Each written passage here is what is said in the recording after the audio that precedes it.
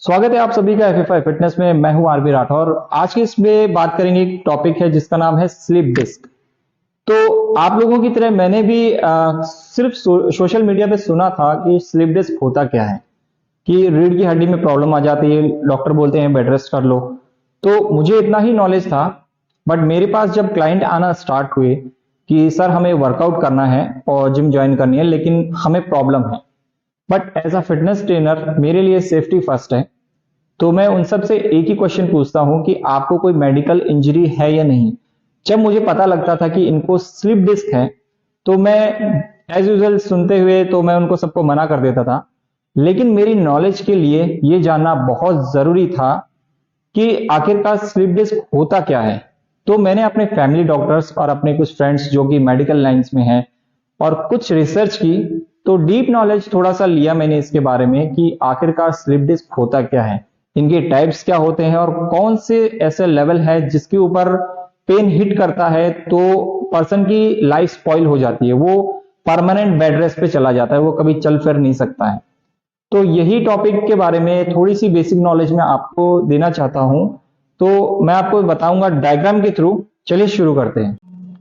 माफी चाहूंगा, मेरी ड्राइंग इतनी ज्यादा अच्छी नहीं है, लेकिन कोशिश यही करूंगा कि इस डायग्राम के थ्रू आपको बेटर समझा सकूं कि स्लिप डिस्क क्या होता है। तो देखिए, आप सभी लोग जानते हो कि हमारी बैक पेन, जो हमारा बैक होता है, रीढ़ की हड्डी, उसमें इस तरीके के जॉइंट्स होते हैं। आपने कभी मेडिकल्स में भी देखा होगा, अगर आप साइंस पढ़ते हो तो वो डिस्क आपस में कुछ इस तरीके से कनेक्टेड होते हैं, जुड़े होते हैं।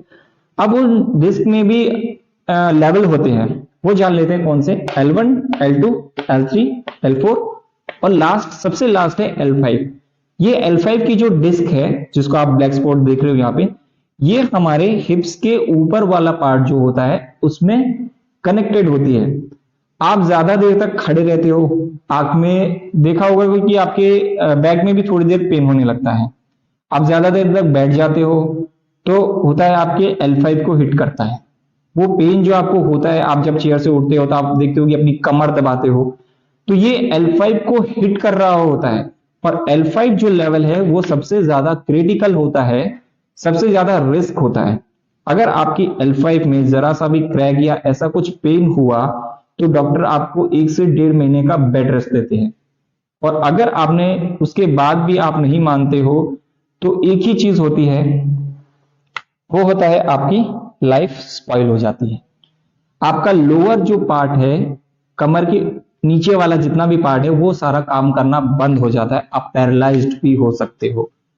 तो L1, L2 और L3 तक रिस्क फ्री होते हैं, इसमें इतने ज्यादा चांसेस नहीं होते हैं स्लिप डिस्क के, इसमें आप रिकवरी कर सकते हो। बट जहां बात होती है हमारे लास्ट के ये दो, अगर आपको L4 हो गया तो आपको सेफ्टी बरतनी बहुत ज्यादा जरूरी है। आपको रीढ़ की हड्डी पे रिस्क नहीं लेना है, आपको थोड़ा बहुत वर्कआउट करना है। याद रखिए, अगर बात L5 पे पहुंच गई तो सिर्फ आपको बेड रेस्ट के अलावा और कुछ भी नहीं मिलने वाला है। तो हमेशा की तरह यही कहूंगा, वर्कआउट कीजिए, चाहे आप जिम ज्वाइन नहीं कर सकते मत कीजिए, लेकिन अपने शरीर के ऊपर जरूर ध्यान दीजिए, क्योंकि अगर आपका बैक पार्ट खत्म तो लाइफ खत्म हो जाएगी। तो होप आपको स्लिप डिस्क का बेसिक स्ट्रक्चर समझ में आ गया होगा कि ये हमारे लिए ज्यादा जरूरी क्यों है।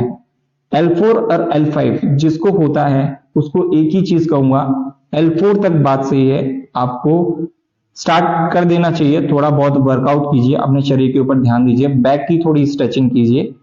अगर आप इन सब पे ध्यान नहीं देते हो, अवॉइड करते हो, लास्ट स्टेज में सिर्फ आपको बेड रेस्ट ही मिलने वाला है L5 में। फिर भी आप नहीं मानते हो तो आपकी लाइफ हमेशा के लिए स्पॉइल हो जाएगी। तो होप आपको मेरा ये वीडियो पसंद आया होगा।